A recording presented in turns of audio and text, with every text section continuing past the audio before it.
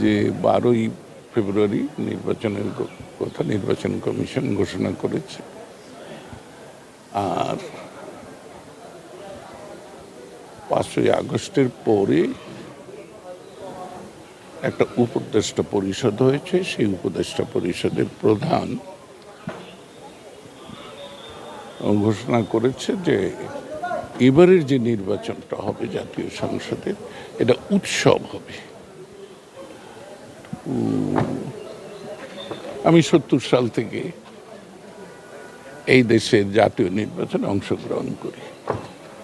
হ্যাঁ, 1979 সালে এবং 1986 সালে আমি অংশগ্রহণ করতে পারি নাই। আমি 79 সালে প্রবাসে ছিলাম, আর 86 সালে কারাগারে ছিলাম। বাদ বাকি যত ইলেকশন হয়েছে শুধু 96 ফেব্রুয়ারির যে নির্বাচনটা, সেটাই আমরা অংশগ্রহণ করিনি। তাছাড়া যতটি নির্বাচন হয়েছে অংশগ্রহণ করেছি।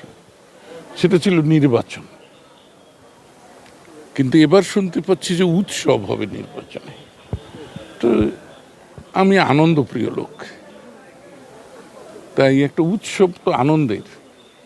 তা আমি যে যাই ভাবুক, আমি মনে করলাম যে এই উৎসবে, এই আনন্দে আমার অংশগ্রহণ করা উচিত। তাই আমি সেই উৎসবে অংশগ্রহণ করার জন্য নির্বাচনে মনোনয়নপত্র দাখিল করতে কালিহাতী এসেছি। তো আমি জেলা প্রশাসকের কার্যালয়ে এসেছি অন্য একটা ব্যক্তিগত কারণে। তো আপনার প্রশ্ন হলো আমার প্রত্যাশা, আমি চাচ্ছি যে উৎসবের আনন্দ যেন আমি উপভোগ করতে পারি এবং দেশবাসী যেন উপভোগ করতে পারি।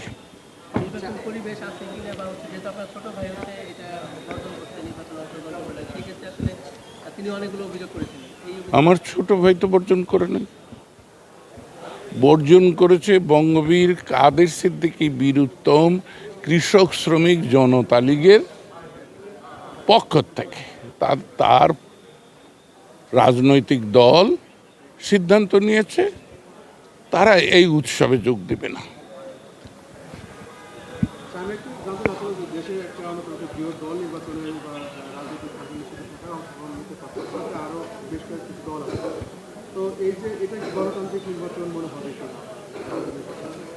আমি তো পরিষ্কার বললাম যে এটা উৎসবের কথা বলা হয়েছে। গণতান্ত্রিক হবে কি হবে না সেকে এটা তো তা বলা হয় নাই। এটা একটা উৎসব মুখর হবে। হ্যাঁ,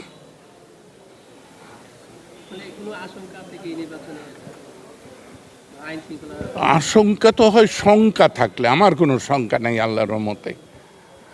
আমি কোনো ঘটনাকেই, কোনো পরিস্থিতিকেই শঙ্কা মনে করি না, তাই আমার আশঙ্কিত হওয়ার কিছু নেই।